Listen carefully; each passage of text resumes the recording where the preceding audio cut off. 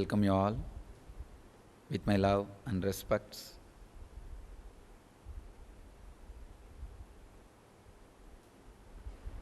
Continuously, in all of us, life is happening. That is why our body is moving. Still we are able to feel we are alive. By its very nature, life is bliss. By its very nature, life is bliss. So whether you want it or not, you accept it or not, you realize it or not, life by its very nature is bliss.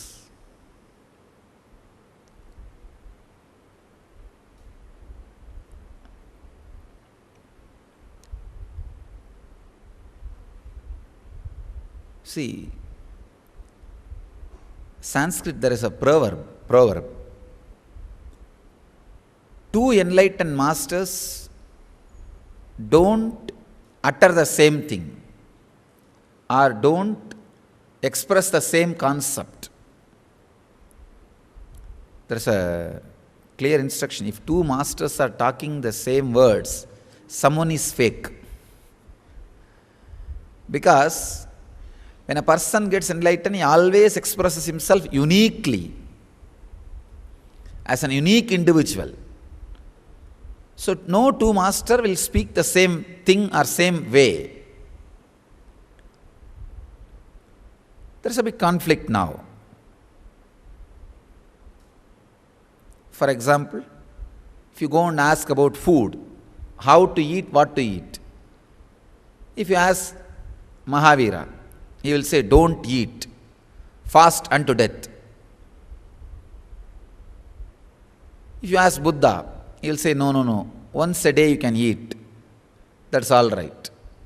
If you are sick, maybe little more, twice a day. If you ask Krishna, eat whatever, just forget that you ate. Same about marriage. If you ask Mahavira, he will say no. If you ask Buddha, he will say even if you are already married, escape. If you ask Krishna, just forget the number. Each one will express their own way as they experienced, as their unique expression. On each concept, when you ask, each one will express the truth in a different way. But all masters happened on the planet Earth. All saints, sages, avatars, all of them agree on one point. There is no variation.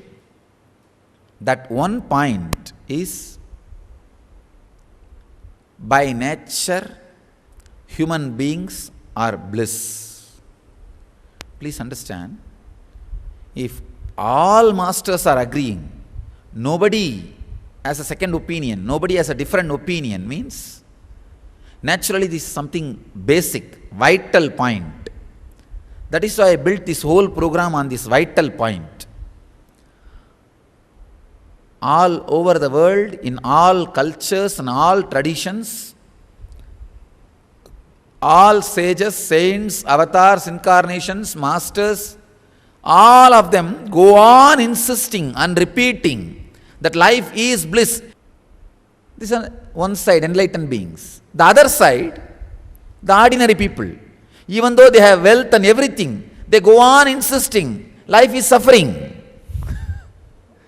See the complete contrast. One side, these guys beaten, abused, arrested, crucified, poisoned, driven from village to village, stoned, what not. I can give you the huge list. All possible things are done.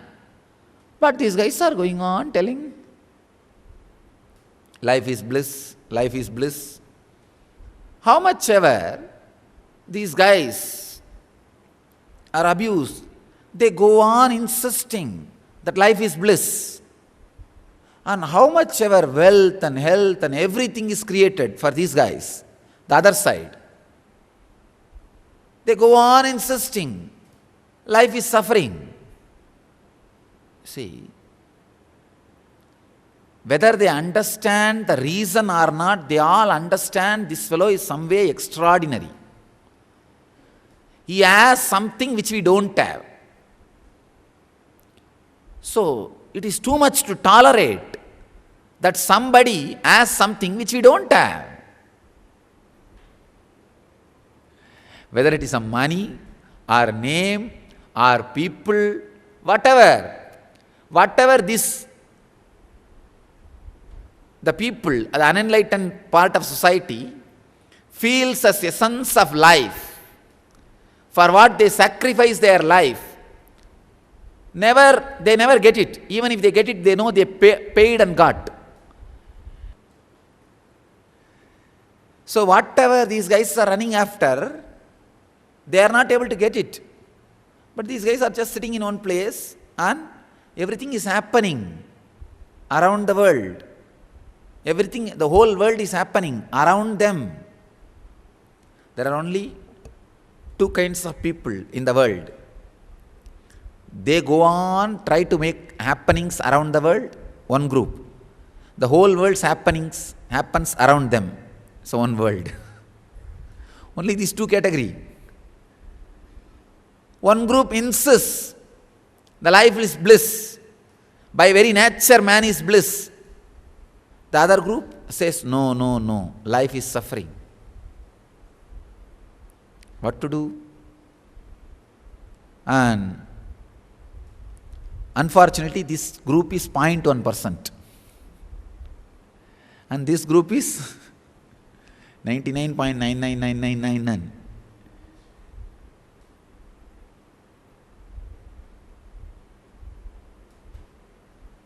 There's a very beautiful story of a Sufi mystic, a great enlightened Sufi mystic.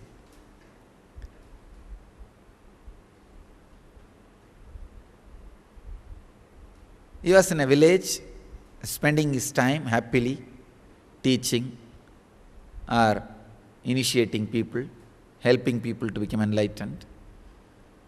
Suddenly one day one angel appeared in front of him and said, you see, by tomorrow morning somebody is going to mix kind of a poison into the village well. Everybody will become mad. So you save little water for yourself, so you don't become mad. This guy said, no, I have to tell the whole village that not to drink that water. They will become mad. Angel said, don't try that. They will not believe you, they will harm you. He said, but I cannot, just keep quiet. But angel said, this is my advice, after that up to you. Disappeared. But anyhow, this guy is little intelligent, so he saved little water for himself. Because to tell the villagers, you guys will become mad, he need to protect himself. He saved himself. Next day morning he said, see, somebody has mixed certain poison. If you drink this water, you will become mad, don't drink. He insisted. But as usual, that village leader said, this fellow is little crazy, one nut loose. Somehow we were giving food and shelter for him because he was keeping quiet, and now he is interfering in our administration. Just keep him aside. They pushed him aside, they tried to beat him. Anyhow, they pushed him. All the village drank the water as usual. The whole village became mad. And the most funny thing is, after the whole village became mad, those fellows were not even able to understand they became mad, because the whole village is mad now. Only this one guy is left. So all of them thought this guy has become mad, this Sufi mystic. And they insisted that this guy should be beaten and killed. We can't tolerate him. He should not live in this village. They were about to kill him. The mystic said, just wait for a moment. They asked, what for? Why should we wait? No, now I'll become all right. I'll lose my madness. You may think, how? He's not mad, he's okay. Why should he? He said, no, wait. I'll lose my madness. He ran, closed his eyes and drank that water. And the story says, he also became mad and the whole village was comfortable with him. But unfortunately, of course, it's a story. Unfortunately, an enlightened mystic cannot drink that water. Even if he drinks that water, he cannot become mad. Not unfortunately, fortunately. Fortunately, still we have few people left on the planet Earth as an examples to remind people life is bliss.